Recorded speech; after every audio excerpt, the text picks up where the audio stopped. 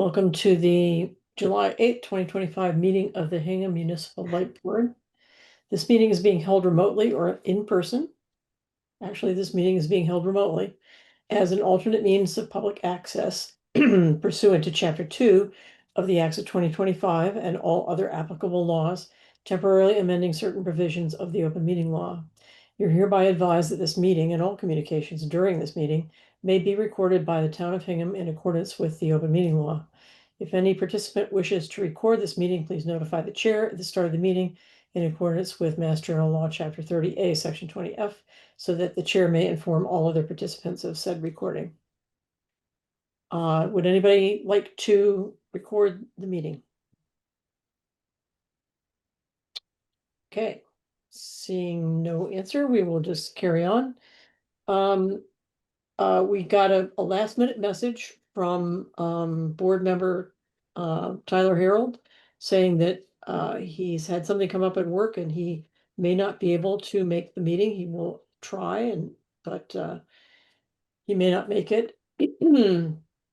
So I have consulted with the other board member, Mike, and it's a bit of a light agenda today, so we're thinking that we will talk through the agenda, but if we have to make any decisions, we'll postpone those until the next meeting.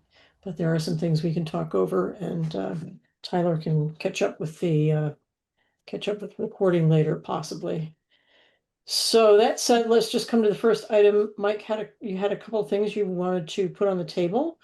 One of which was to talk about rebates, but I'm not sure what the content is, so you want to just let us. Yeah, I just wanted us to circle back and take a look at our rebate incentive plan, particularly with respect to heat pumps and their use with backup resistive heat. A lot of advances have been made in heat pump technology, and they're not only cold weather optimized, but they're also going to lower and lower temperatures. And a lot of the newer models are not coming with a resistive heat backup. And I don't believe that that is necessary for our region. So I think we should look at possibly trimming back our rebates to make sure that those new customers that are going with heat pumps coordinate with the board, and we address whether or not we continue to have the rebates if people insist on having resistive heat backup. Resistive heat backup doesn't help the light plant keep the rates as low as we possibly can, because they can go into that mode depending on a setting, and that essentially takes out the heat pump part of the package. So I just wanted to get that on our agenda so that we can do a little bit further research and, come back at a later time to decide if we decide or not to keep the full incentive for those units that have resistive heat backup.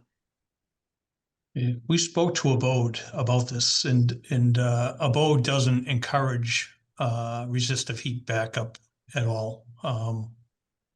If someone wants it, they're not telling them they cannot have it, but they don't encourage it, and look for people to use the cold climate heat pumps that meet the need for the home. The one thing we're not doing is we're not telling people that they have to remove their existing heating system for the rebate.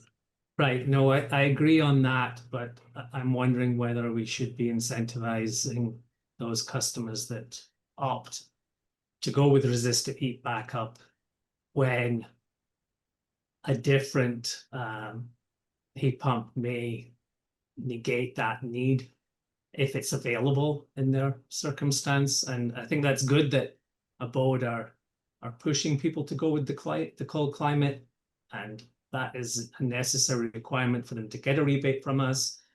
But there are even colder cold climate models available, and we need to promote that so that we don't end up with a situation on the coldest night that everywhere the heat pump is just essentially using standard baseboard resistive heat within that heat pump. It sounds like from that, Technological advance that is there now, and I'm not convinced that those units are not significantly good enough for new homeowners. It's still arbitrary whether the homeowner makes the decision to keep a backup boiler or furnace. That's entirely up to them, and I don't see why we should stop them doing that. So Mike, I'm a little confused on where we stand.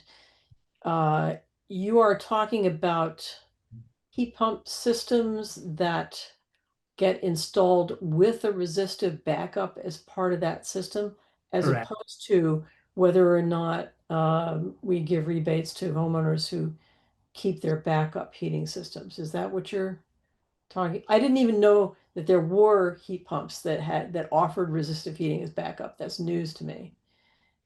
Is that what you're talking about? Yes, and a lot do, so that when the heat pump starts to struggle, if you like, the resistive heat has a set point that it comes on. So we suddenly see them doubling their load, for example.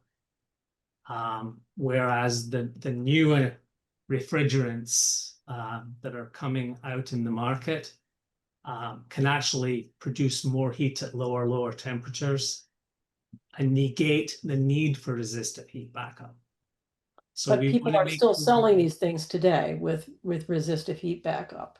correct. And I think they're going to continue as we phase from one refrigerant to another refrigerant. And as approvals and manufacturers have that uptake. But I just want to keep us ahead of the curve, and Abode in particular ahead of the curve, so that we can limit the amount of resistive heat backup heat pumps that are out there in our area.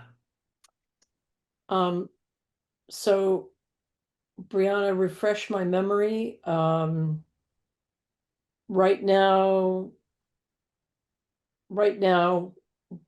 Abode will certify as adequate for the rebate that we have. A heat pump system, whether they remove their backup heating or not, or a heat pump system that has brand new resistive heating elements in it. Is that what I'm gathering?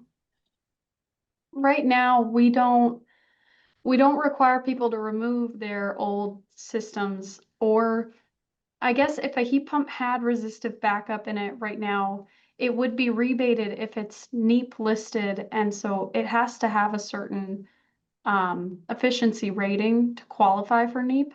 So if it qualified for NEEP, that's the only qualification that we really use on the equipment, is if it's NEEP efficient, then it passes a BODES inspection and it qualifies for a rebate. And I don't know if NEEP has resistive systems, like resistive backup heat pumps on their list or not. But I can look into that further. yeah, we can about check how with they qualify Abode those. on that. Because if they didn't, then Abode would not be approving those systems for rebates anyway, right? Yeah, Right. So we should find that out to find out if we're actually talking about a thing or not, right?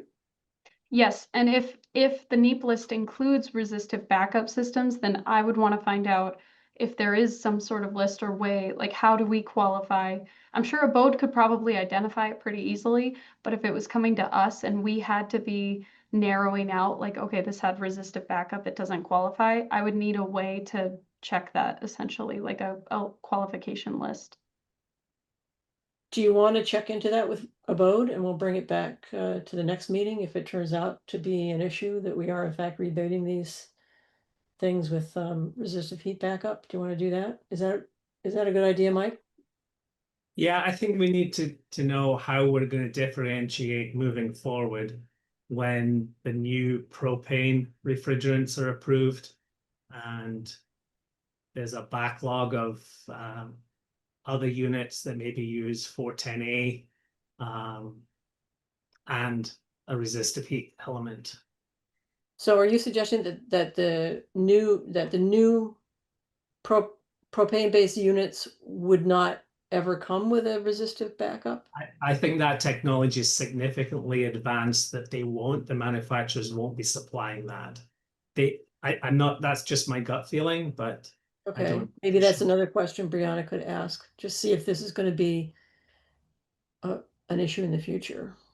And let me ask Mike if it turns out that the propane systems that you think are coming in that are just not going to ever have this kind of backup because they don't need it, would you propose any change to our rebate system since the ones that have it are just going to kind of go out of style? Yeah, if the new ones are significantly improved, we want to make sure that we only rebate the latest technology. Okay, well, that sounds like a conversation with Abode, right, Brianna? Yeah, yeah, I can ask Abode about it. Well, maybe you and Mike together can set up a phone call with Abode and make sure all the questions get answered. Is that a thing you could do? Sure. You think, Mike? Yes. Sure. Yep, okay. Okay, Tyler, we are talking about rebates for heat pumps and whether or not we are currently rebating heat pumps that have resistive heat backup built in, which is not advantageous to our demand and what's going to happen in the future. But we're going to get more, the plan right now is we're going to get more information and bring it back to the next meeting. So yes, you are muted. Can you not hear me? You're muted. Can't there. I couldn't unmute myself. Sorry. Okay. Um, about the resistive heat, my understanding, and this may be wrong, was that all of the heat pump units have resistive heat because they are ineffective below a certain temperature level and homes still need heat below that level anyway. Correct, but the newer refrigerants are decreasing that level so that the extra resistive heat is not needed. So I'm just trying to ensure that we encourage people to get the latest technology when it's available and that we're on top of things in our rebate program. Okay. Well, let me ask this. If you're going to have a conversation with Abode, with Brianna, maybe that will help you determine whether or not you want to make a proposed change to the rebate system based on what we see coming down the pike. And you can suggest that if it looks like we need that. That'd be good? Sure. Okay. And does anybody else have any comments about the current rebate program? I'm gonna, if staff or board don't have any more comments, I'm gonna ask Sue if she has a comment or a question. Just a couple of questions. Susan Wetzel, But oh, you're so good at identifying yourself. on a lot of these calls and on others in the town. The question I have was, first of all, what is the temperature that the current heat units click on? I've talked with a couple of electrical engineers here in town, and my understanding is currently the temperature that they click on at is 20 degrees. If the temperature goes below 20 degrees, these units will kick on to the legacy system or the resisted heat system. Can anyone confirm that, Tom? Is anyone about the heat pumps? I think so. They're supposed to be running all the time. When you get a heat pump, it's supposed to consistently be at whatever temperature they set it to. But then I don't know how it works when somebody has that backup system. I think it's up to them when they want it to kick on. So if like maybe the typical number is 20 degrees of when they want the backup to kick on, but the cold climate heat pumps are supposed to be running below negative, like into the negative degrees. Well, we all know it gets below 20 frequently here in New England. The second question I have with regards to that is that the HMLP, I think, was the sponsor of this heat pump campaign that was in, I don't know whether it was in Q1 or Q2. And so I did attend that. And I saw people out the door, so I know a lot of people attended that. Did anyone give them this understanding because I did not stay for the presentation. Was there a presentation about the temperature, whether or not they needed in a legacy system below 20 degrees? Was that presented to the HMLP customers here in Hingham? My concern, and when I was there, I expressed it when I entered that place, because it seemed to be biased towards a heat pump system. And if people want a heat pump system, that's fine, but I think they need to understand the limitations. And since I have researched this here in town with a couple of electrical engineers, I wanted to know what kind of balance was provided to the community. And going forward, Michael, the question I have along with that, you don't have to answer, but something to think about. If you have said that someone is going to get a rebate, do you say effective, 2026 or 2027, we're going to switch over to this other system? How will the public know when that change is going to take place, if this is something that's going to take place in the future? For the heat pump presentations, I wasn't in the room for all of them. I think that the two presenters that would have touched on that would be Energy New England and Abode Energy. Energy New England sort of talked about the need to weatherize their home before they get a heat pump, because if they don't, then it is going to work harder. It's going to not be as warm. They would be more dependent on that kind of a backup system. And then with Abode, they're like our technical experts. So if anybody went into it, they definitely would have been the ones to go into it. I don't know though, because I recently had a conversation with Abode. They don't encourage, as Tom mentioned, we don't encourage backup systems, but we definitely don't dissuade people from them if they come to us and they say they feel more comfortable having a backup in their home and that's what their contractor designs for them. We won't not rebate that system. But we definitely make sure that they're cold climate equipment, because if they're putting in something that goes into like a home in the south in warm climates, that's when we get into a lot of issues. But Abode definitely is willing to have conversations with people about like how a backup system works when they have consultations. So I'd have to look into how much they went into it in the presentation. Yeah, I just want to make sure that the public is well informed. The other question I had, and I really, frankly, am confused, is I thought you said, Laura, that if they installed a heat pump and they used an additional heat resistant system, that it wasn't efficient for HMLP to have that kind of setup currently. Did I mischaracterize what you said, or is that what you said? Well, resistive heating is much less efficient than heat pumps. So I think that's Mike's concern, is that if you have a system that's a lot more demand is created by using resistive heating. So But do I understand correctly that you said that if they get a heat pump and then they have resistant heat, it's not a benefit to HMLP? And if that's the case, then why did you promote this? no, that depends Very entirely on confused. how much they use their backup. I mean, when they're not using the resistive system, for example, all summer long, when they're doing their air conditioning, that's new heat pumps are much more efficient than old air conditioning, for example. But so whether or not it increases our demand is a matter of how often they end up using their backup heating So I system. guess we could look at how many days are below 20 degrees to determine. Yes, yep. That Tom. would affect- I think, Susan, you have to remember that all of this is based on data, performance data on a curve that fits or needs to fit the heat loss of your house. So if your house is a newer house and it's well insulated, then the heat pump will naturally perform better. I certainly encourage anybody who's ready, or even before they're ready, to talk with Abode and start to do these numbers. And I think that's good that you're talking to some people that are electrically knowledgeable in town. What I'm trying to bring up here is that we're going to cold climate to the next generation of cold climate heat pumps, which, if they work the way I'm seeing them spec'd in Japan, Asia, and Europe, resistive heat backup's not going to be needed. And we should be fine in our temperatures in New England, and further north in Canada and Maine, etc., etc.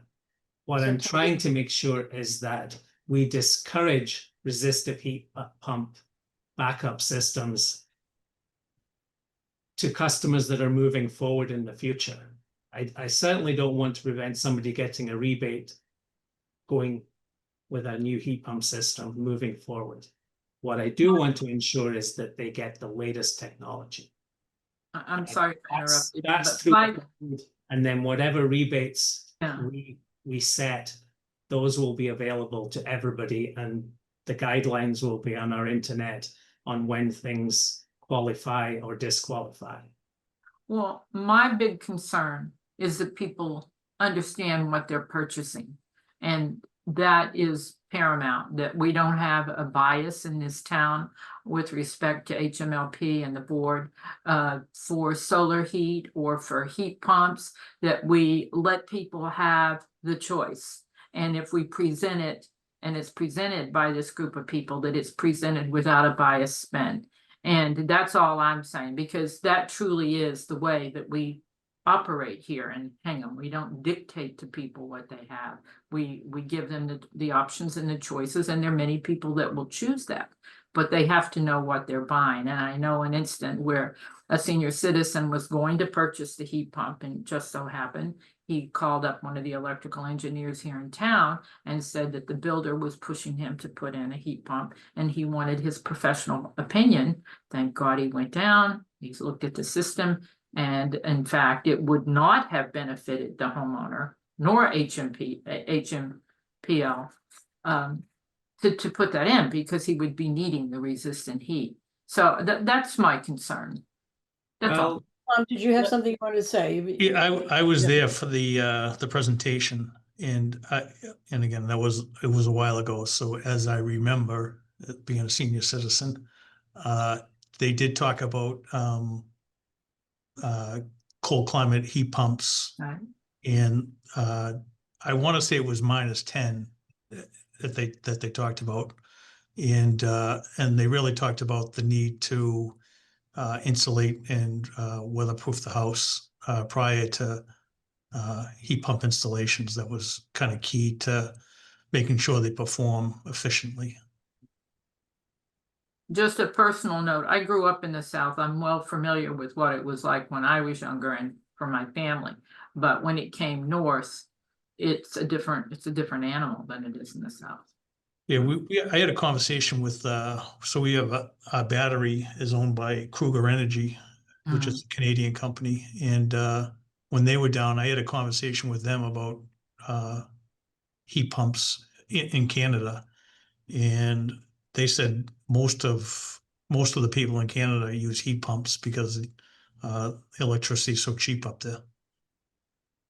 Oh, if only we could get some more of that electricity. Is that because they have those little nuclear things that they move around in Canada? They have plenty of Hydro, mostly hydro. hydro, so It's they can- mostly hydro. yeah, Okay. yeah. Susan, just one more comment. I think it's important to understand that heat pumps are probably used exclusively in someone's home, probably 95 to 99% of the time. That 1% where resistive heat may be called upon, yes, that may be a little bit more expensive, but when balanced over the course of that other 95 to 99% of the time, heat pumps win. Okay, They do. I'm feeling the need to move on to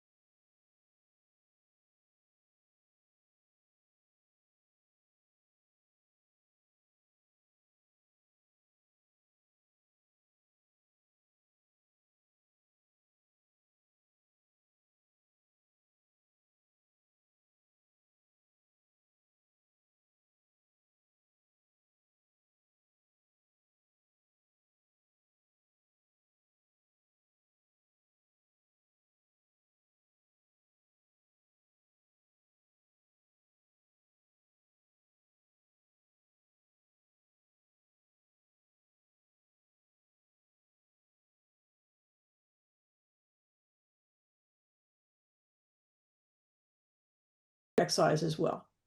So it's I- not 50 I cents think per it's 50 thousand, cents for the direct check, but not the credit card, the Yeah. ACH. Oh, ACH.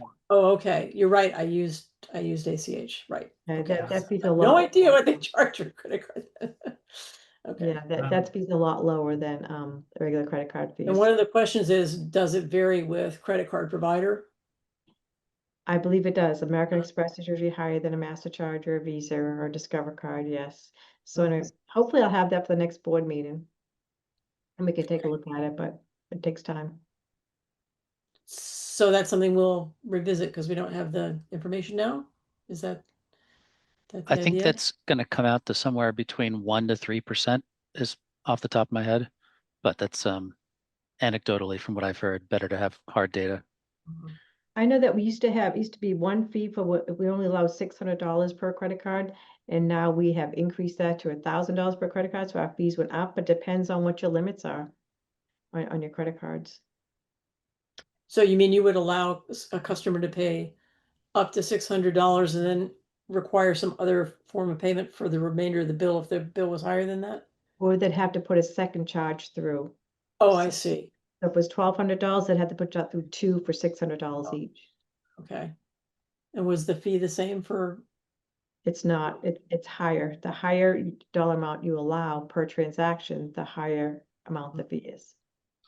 but it must have been inconvenient for you to have to do two charges for a customer that has a bill over whatever the limit is, right? Well, it wasn't inconvenient for us, it was inconvenient for the customers. Mhm. I, So I imagine the people with, electric bills of that size are businesses. And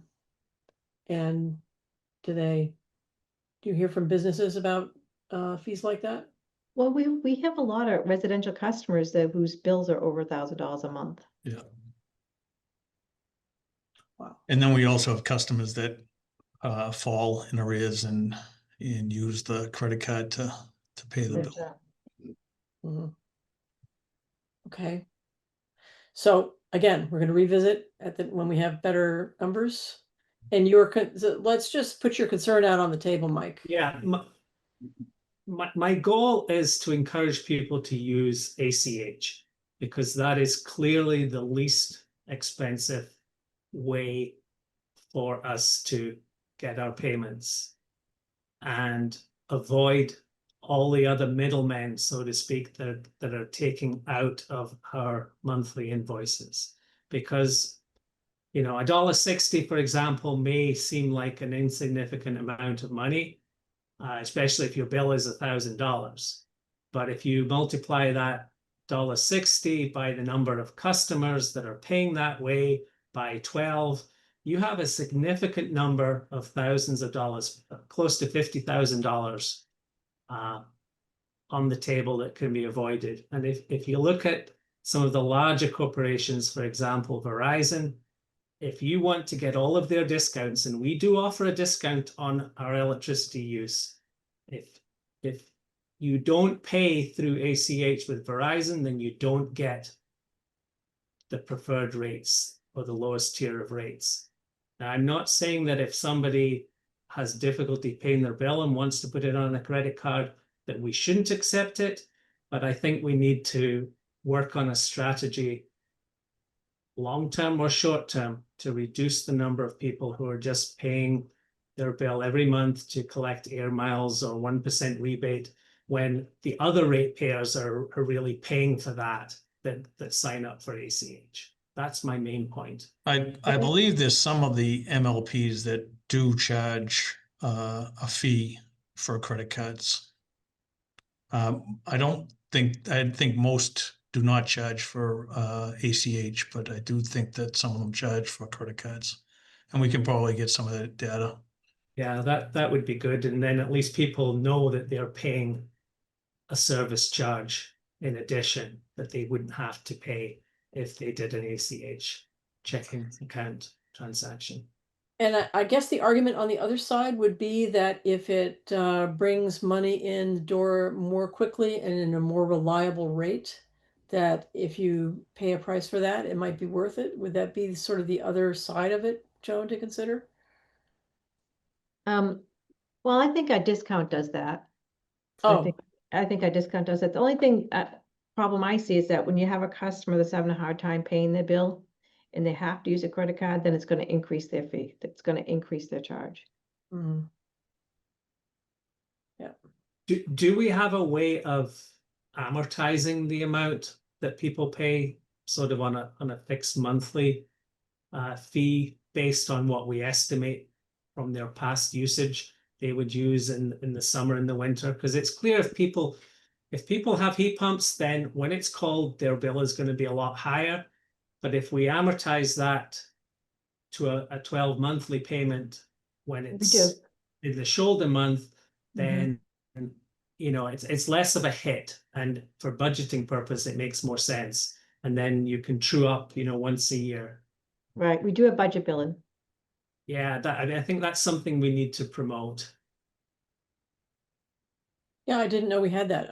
I know the National Grid does, but I didn't know that was available to our customers, so that's good to know. Definitely. Any other comments from the staff or the board? I guess we could put out in a flyer, just talk about payment methods, and maybe that's, when we come to a decision on if we want credit card fees or not, maybe that'd be a good time to do that. I feel like that's the kind of thing you could do once a year, have a flyer that you send out once a year about payment methods too. Because some people won't catch it the first time. Brianna, yeah. Well, I've heard different things about our different programs. Do we have, maybe this is a question for Ellen, do we have the ability right now to, like, let's say we put it out there about budget billing, does it take a lot of work if like a bunch of people came to us to sign up for budget billing, or is that something we just offer on like very specific cases right now? Like, I don't know if we have a full budget billing program. We do have a budget billing program. We usually require someone to be on the account for a year, so we know what to budget, for. And if people, it'd be a matter of setting them up. So it would take a little bit of time, but once they're set up, it's pretty easy. Okay, sorry. Wait, was your question, do we have this just sort of in general available and you can read about it on the website, as opposed to we offer it when someone might be having trouble paying their bill and this might help? Was that your question? We don't have information about it on the website very extensively. I mean, it might be in the FAQs, but I can't recall sharing any information out about budget billing. I know we have the program. I just think that I wasn't sure if that was something that usually people who are financially struggling, then they get introduced to the budget billing. Okay. I don't know. Okay, board staff, any other comments or questions? Sue, you got a comment or a question? You are still muted. Brianna's unmuted. She has to do. What's ACH? I hate to show my ignorance, but you keep isn't it ACH you keep referring to, Michael? Yeah, Automated clearinghouse, is that what it stands for? It's when you ask the town or the light plant to just take it out of your bank account. You set it up with your bank account and it comes directly from the bank account, Oh, I think as that's opposed to writing a check or using a credit card. yeah, I think that's a big ask for people today. Some people, at least in the senior citizen population, really rely on their social security and to say that it's going to come out. I mean, I didn't know that's what it meant. So thank you. I mean, Okay. you can set it to come out on any day of the month. It's pretty flexible. I know, but some people choose between buying their medicine and paying their electric bill these days. So I understand. Okay, so we'll revisit that at our next meeting too, I guess. The next item on the agenda is the general manager's performance goals for the next 2 years. And Tom did send them out. I can Yeah. share them if, Yeah, so I just want to say my apologies. I had meant I wanted to have a conversation with you about this, and I just had this crazy month where I was out of town and I just could not get to it. And there was one area that I was hoping we could include. And what I want to ask the board how you'd like to proceed. Shall we go over them now, or would you like to go over them now, have time to have a conversation with Tom about them offline in case you have other things you want to suggest and bring it back? Or how, how are you feeling about the document as it is? Yeah, that would be my preference, Laura. Tyler, did you have an opportunity to review them? I looked at them, yeah, but whatever Tom's more comfortable with is fine with me. Yeah, however the board wants to proceed, I'm fine with however you want to address them. And I'm fine with adding, there was just a kind of a draft of, I know, and I felt like I had some comments, but I just didn't have time to get to, so Well, I'd rather yeah, just we can bring it, go I can through put it it back once, on, Um, give people time to look at them and send suggestions, and we could pick it up at the next board meeting if you'd like. Yeah. Yeah, we'll just have a repeat of this board meeting of the next board meeting. Okay, Sue, you have a question or a comment? Oh, it's just your hand is still up. Okay. All right. All right. And the meeting minutes this is the set of meeting minute. Oh, now you do have a question? Oh, okay. The meeting minutes are not ready today, so we'll Yeah, do that yeah. again. We're just gonna have like a Groundhog Day meeting at our next meeting. And that brings us to the financials. Everybody know those are ready. Mm.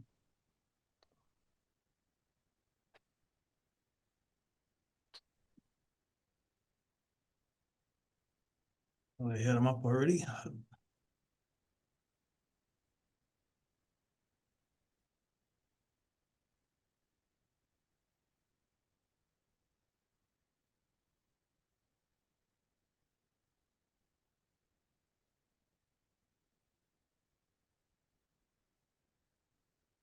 I have them. Do you want me to share? Yeah, could you just bring them up?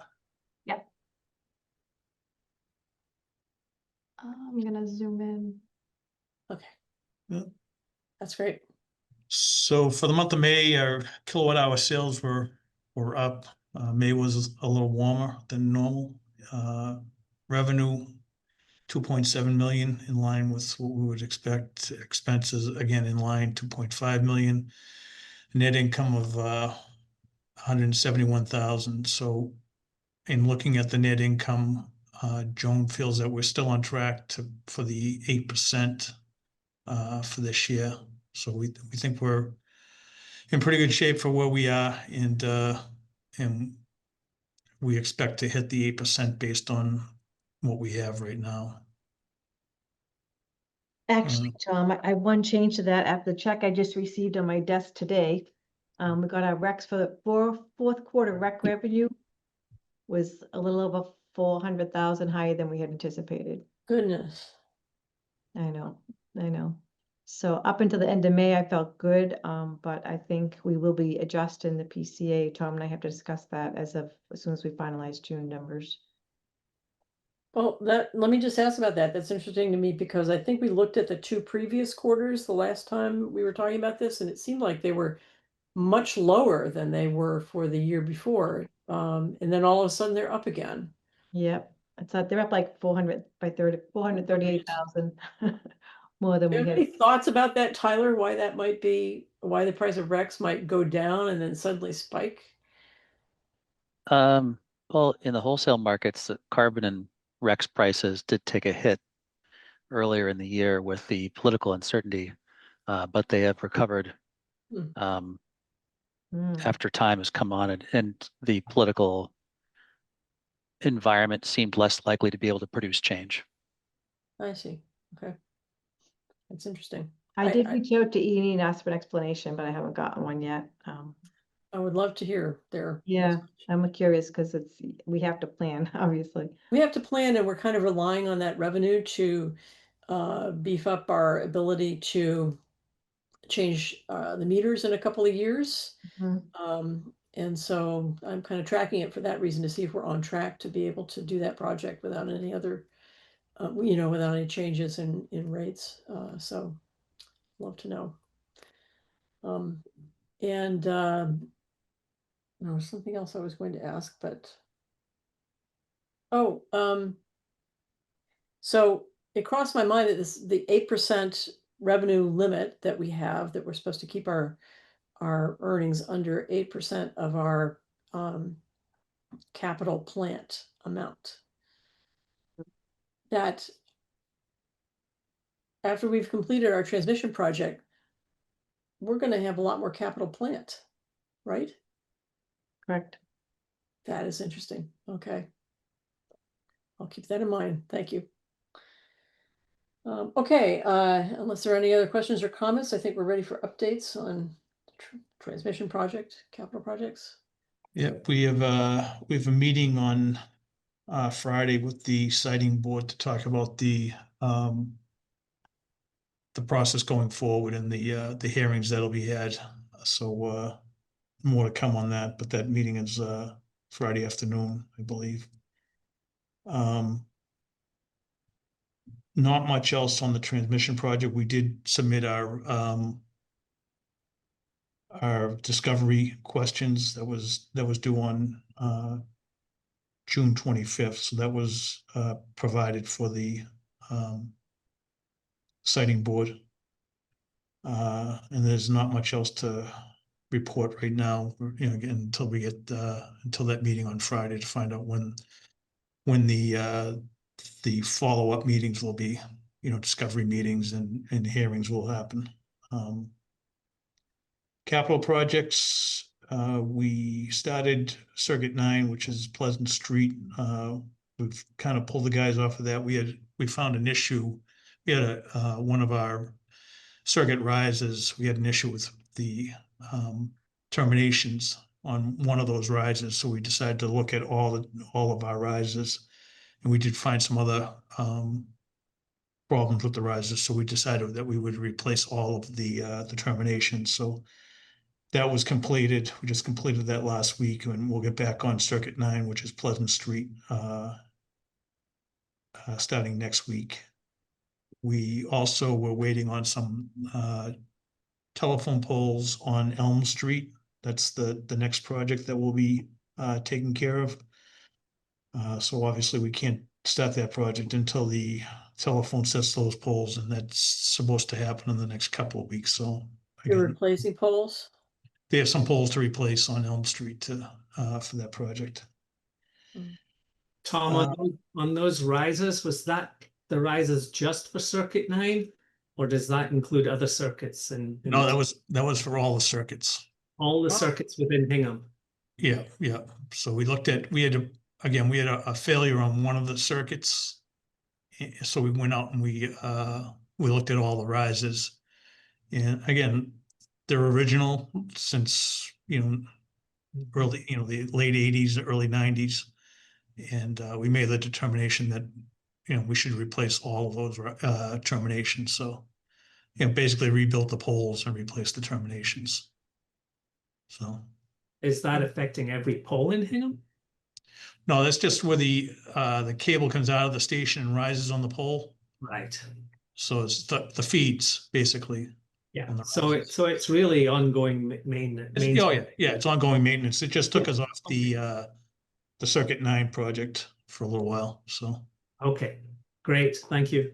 yeah, and then Elm Street, that'll be the next project, and then we have 4 recloses on the plan this year to install. So that project will give us the ability to limit kind of the outages to customers to 500 customers, no more than 500 customers. We have places now where we have a recloser open and we might have 800 or 900 customers. So we're kind of dividing it up so that if we do have a problem, we have less exposure to fewer customers. So would that be the case if we had to limit the power usage in town and you sort of rolled the blackout around the town so people would be out for a smaller period of time, less people? Yeah, it will give us the ability to minimize the number of customers. Great, good news. Thank you.